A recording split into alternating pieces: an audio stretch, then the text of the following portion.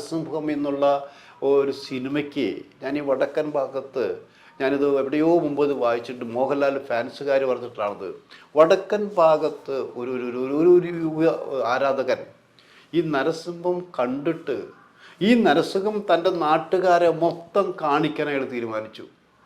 അപ്പം അങ്ങനെയാണ് ഈ 100 പേര് കണ്ട കൂട്ടത്തല്ല ഈ ആരാധകരും 100 പ്രാവശ്യം ഈ നരസിംഹം കണ്ടത്. അയാൾ പോയിട്ട് നാട്ടിൽ ചോദിച്ചു ആരൊക്കെ ഇനി നരസിംഹം കാണുന്നു. നരസിംഹം കാണാൻ കാശില്ലാത്ത കുറേ പേരുണ്ട്.